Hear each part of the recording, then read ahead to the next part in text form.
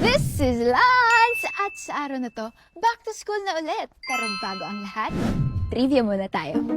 Alam mo ba na ang dogs natin ay nakakaramdam din ng back to school blues? Kapag bigla tayong naging busy or umaalis tayo ng madalas, they can feel separation anxiety.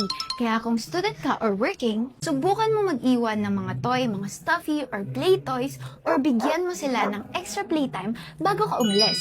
Malaking tulong na yon. Kung kaya ng mga pets natin mag-adjust, kaya mo rin sa school, one step at a time. Ayun lang, God bless! Kids! This is Lars! And this is Ivory!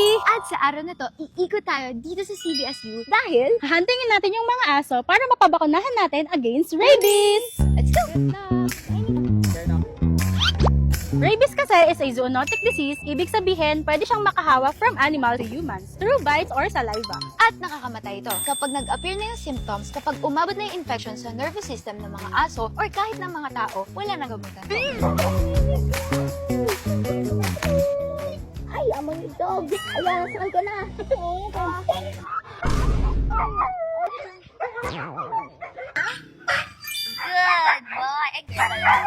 Rabies is 100% fatal. For the good news niyan, it's also 100% preventable through vaccination. Let's go! Okay lang yan para sa mga dogs. Noel. Ano yan? Sabi niya, may hawak kang pantundodok. Look at that one. Kaya mahalaga na mabakunahan natin lahat ng CBSU dogs natin para safe sila at safe din ang ating mga students. Kaya ikaw, fur parent, remember to vaccinate your fur babies as well. Tandaan, prevention is protection! Ayun lang! God bless, keep safe! Ay, ang tapang! Amir, ba't nag-wiggle-wiggle ang buntat? Tukot yan, scared. Oh, ito na pagkain para sa'yo. Sige na. Kapag na-shoot ka to, ito na yung last reel na papanoorin mo at gagawin mo na yung mga dapat mong gawin. Okay?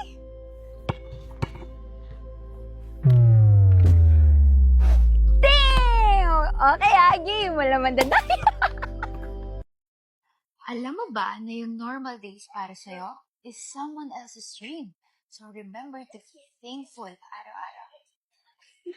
Pakiramdam mo ba nagkulang ka ngayong araw? Hindi mo naman palaging kailangan maging at your best because every day is your chance to grow. Kahit small steps lang. Ang goal ay maging better than who you were yesterday. And remember na i-celebrate yung mga wins mo from time to time. Dahil ibig sabihin lang nun, you are moving forward. At tandaan, ang buhay ay hindi karera. Di ba po? Di ba po? This is Lance! At sa araw na to, alam mo ba kung ano ang tawag sa grupo ng mga baka? Sa English ay herd, sa Tagalog ay kawan. Ay, alam mo na para sa araw na to, ang dami nila! Rescue! Wow! Alam mo yung mga itim, brown, and white. Pero ang usual na color ng mga baka, kulay puti. Baka din yun eh. Moo! Ay, nadedeo yung baby. Calf! Ang tawag dyan. Moo! Cute! Ang dami! Sila ay pinapastol na ngayon dahil magkagabi na kailangan na nila mapunta sa safe place. Okay? Ang dami lang pagkain dyan pa. Minsan pakiramdam mo parang ang gulo-gulo-gulo-gulo. Ang gulo-gulo ng mundo, ang gulo-gulo ng isip mo, nakaka-overwhelm, nakakatakot. Pero huwag kang mag-alala dahil ang buhay ay parang alon. Malakas man yung hampas sa ngayon, huhupa din yan, lilipas din yan. Kasi nga, there's always clouds after every storm. Lalo na kapag kasama mo si Lord. Bakit nga ba blue ang kulay ng langit? Eh alam mo bang violet ang totoong kulay nito?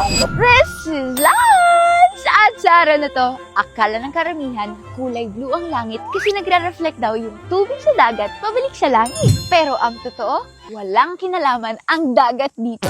Pag-usapan muna natin ang ilaw o visible light. Ang white light kasi ay combination ng mga kulay na red, orange, yellow, green, blue, at violet o di kaya ang mga kulay na makikita sa rainbow. Patunayan natin yan. Kailangan natin ng salamin, ng tubig, at ng araw. Pag tinapatan natin ng white light yung tubig o yung ilaw mula sa araw, naghihiwalay yung kulay nito kaya makakakita tayo ng rainbow or orangey beam. Ang galing, oh! Ang ilaw na nanggagaling sa araw ay nagta-travel papunta sa Earth in wave form. Red ang may pinakamahabang wavelength at violet naman ang may pinakamaikli. Pag-usapan natin yan.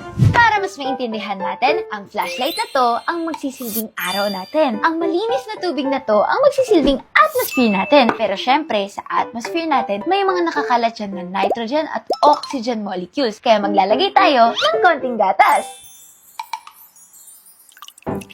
Mix.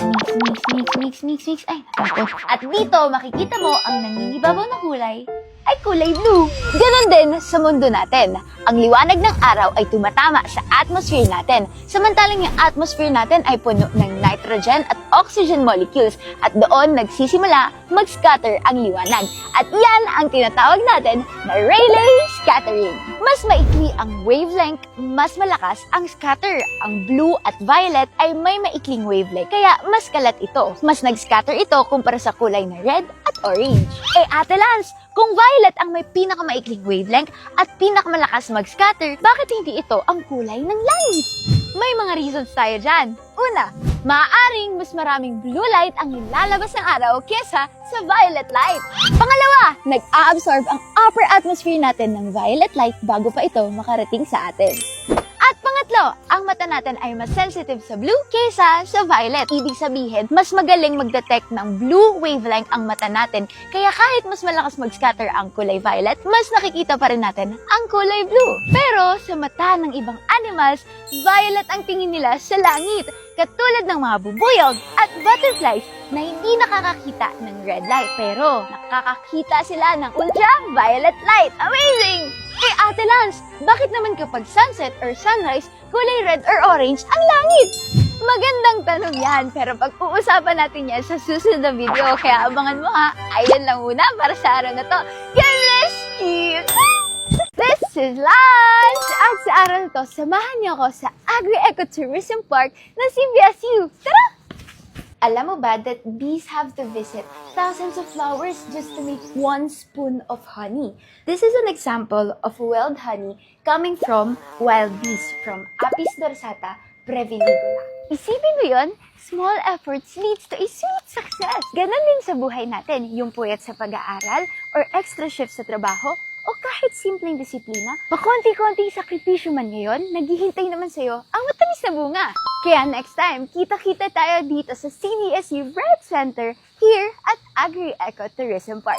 God bless! Keeps! This is Lance! At sa araw na to, tara samahan niyo ako dahil may na-discover akong murang kainan ng mga rice at saka merienda dito sa BGC. So kung nagkikrave ka sa mga siomai, banana Q, barbecue, turon, mga ganyan, mga street foods or mga kakanin, meron sila doon. Mga karinderya. So landmark pala is tapat ng Metrobank dito and ayun yung Mitsukoshi building. Eto na siya oh. Pero dadaan tayo doon. Let's go! Ito na yung portal. Diretso lang tayo, tapos malapit na tayo dun sa destination natin. Other side of BGC, let's go. Ayun na, ang dami! Ooh, may balot, may mani, meron tayong turon, toge, lumpiang toge, lumpiang gulay, yun oh. May kwek-kwek, mga tusok-tusok ng mga kikiam visual. Let's go. At saka barbecue. Isaw yan. Ito na. Lapit lang natin. Ito pa. Banana Q, barbecue. Tapos may saging din doon, no? Kung gusto niya ng murang prutas dito sa BGC. Ito, oh, mani. May binatog pa. Tsaka mangga. Let's go. May mga karinderya din dito, guys. Kung namimiss mo na rin sumakay ng tricycle, pwede din tayo sumakay ng tricycle. Ayos. Kain muna tayo. Tara.